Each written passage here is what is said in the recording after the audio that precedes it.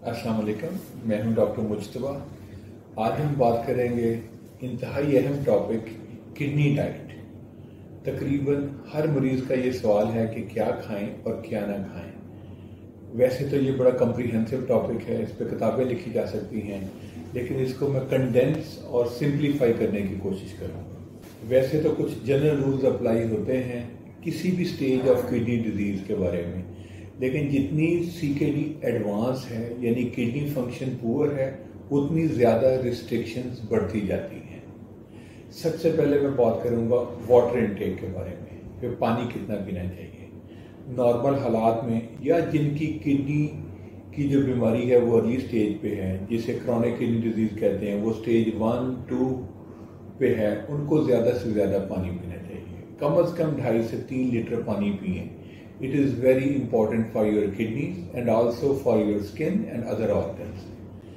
इसमें कुछ एक्सेप्शंस हैं, वो ये कि अगर किसी को हार्ट का मसला है, हार्ट फेलियर का प्रॉब्लम है, नेफ्रोटिक सिंड्रोम है, टांगों में सूजन रहती है, तो तब बात डिफरेंट हो जाती है। तब हम फ्लूइड रिस्ट्रिक्शन एडवाइस करते हैं, जो कि किसी को 1 लीटर या किसी को 1.5 लीटर कहते हैं, बट वो कंडीशन के हिसाब से होता है।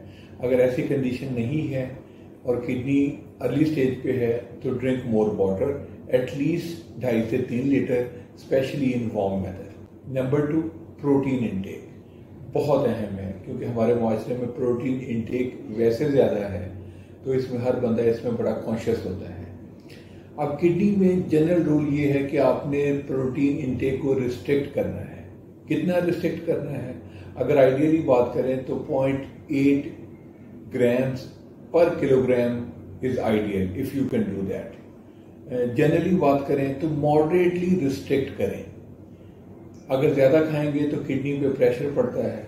हाँ, अगर कम खाएंगे तो कुछ इम्पॉर्टेंट फंक्शन जो बॉडी के डिस्टर्ब हो जाते हैं। इसमें सबसे इम्पॉर्टेंट फंक्शन है आपकी immunity, specially in Covid season.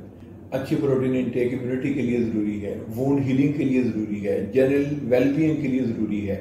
इसलिए इसको बंद नहीं करना, सिर्फ मॉडरेटली रिस्ट्रिक्ट करना है। अब प्रोटीन में आता क्या है?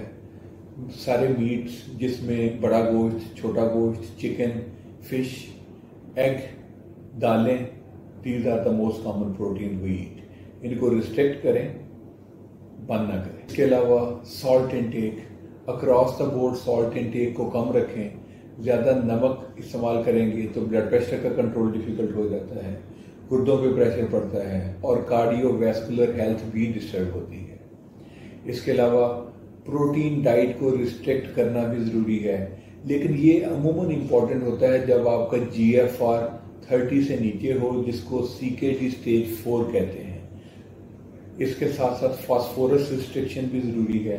बहुत सी खुराकें हैं जिनमें फास्फोरस होता है, उसको रिस्ट्रिक्ट करें, स्पेशली अगर आपका किडनी फंक्शन 30% से नीचे आ चुका है।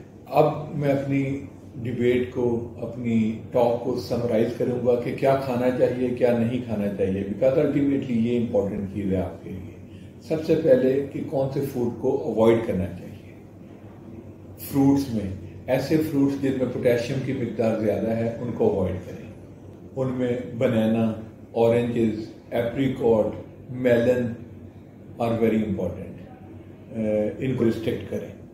अब वेजिटेबल्स में ऐसी वेजिटेबल्स जिनमें पोटेशियम ज़्यादा है, उनकी रिस्ट्रिक्शन भी ज़रूरी है। उनमें सबसे इम्पॉर्टेंट टमाटर है। टमाटर में बहुत ज़्यादा पोटेशियम होता है। किडनी डिजीज़ है तो इसका इस्तेमाल कम करें। आलू में भी पोटेशियम बहुत ज़्यादा होता है, लेकिन आलू चूँकि हमारी हर खुराक में शामिल है, तो उसमें पोटेशियम कम करने का तरीका है कि उसको पहले बॉयल कर लें, स्किन उतारें, बॉयल कर लें, जिससे पोटेशियम की मिकदार निस्बतन कम हो जाती है, फिर आप खा सकते हैं। मशरूम्स को भी अवॉइड करें, क्योंकि इसमें पोटेशियम भी ज़्यादा है और फास्फोरस भी ज़्यादा है। फास्फोरस रिच फूड्स को अवॉइड करें। वो कौन से हैं? उसमें नट्स, ड्राई फ्रूट, चीज़ से पिज़्ज़ा बनता है, तो पिज़्ज़े पे भी ज़रा रिस्ट्रिक्शन अप्लाई करें। इसके अलावा डेयरी प्रोडक्ट्स में फास्फोरस काफ़ी ज़्यादा होता है।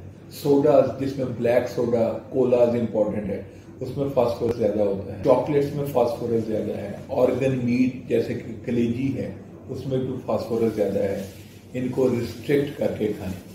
और अगर ज़्यादा खाने का शौक है तो अपने फिजिशियन नेफ्रोलॉजिस्ट से कांटेक्ट करें। प्रोसेस्ड फूड को अवॉइड करें। प्रोसेस्ड फूड का सबसे बड़ा प्रॉब्लम ये है कि उसमें सॉल्ट काफ़ी ज़्यादा होता है और फास्फोरस कंटेंट भी ज़्यादा होता है, जो कि कॉम्प्लिकेशंस की तरफ ले जा सकता है। अब आखिर में क्या खाया जा सकता है? फ्रूट्स में एप्पल, प्लम और ग्रेप्स, पाइनएप्पल, ये फ्रूट्स अच्छे हैं, इनका इस्तेमाल आप ज़्यादा कर सकते हैं। वेजिटेबल्स में गोभी, कद्दू, मूली, भिंडी, क्यूकम्बर, इनका इस्तेमाल आप ज़्यादा कर सकते हैं। आलू का इस्तेमाल आप कर सकते हैं, लेकिन उसको बॉईल करें ताकि पोटेशियम का कंटेंट कम हो जाए। प्रोटीन्स में जैसे हमने डिस्कस किया कि खानी है, बंद नहीं करनी, लेकिन रिस्ट्रिक्ट करनी है। अब प्रोटीन्स में भी मीट्स में वाइट मीट को प्रेफर करें रेड मीट पे, बीफ का इस्तेमाल कम से कम करें, गोट का इस्तेमाल भी कम करें और चिकन और फिश को प्रेफर करें अपनी प्रोटीन्स में। Whole egg is very good diet as long as you don't have problem with cholesterol. हाँ, कोलेस्ट्रॉल का प्रॉब्लम है तो एग वाइट्स का इस्तेमाल ज़्यादा करें। नट शेल में प्रोटीन का इस्तेमाल कम करना है, बंद नहीं करना। पानी का इस्तेमाल ज़्यादा करना है as long as you don't have heart problem, specially congestive heart failure और नेफ्रोटिक सिंड्रोम और लेग एडीमा। इसके अलावा ऐसे फूड्स जिसमें पोटेशियम ज़्यादा है, फास्फोरस ज़्यादा है, उनको रिस्ट्रिक्ट करना है और कोशिश करें कि नमक का इस्तेमाल भी कम करें। ये नटशेल में है। I hope it really helps you. अल्लाह हाफिज़।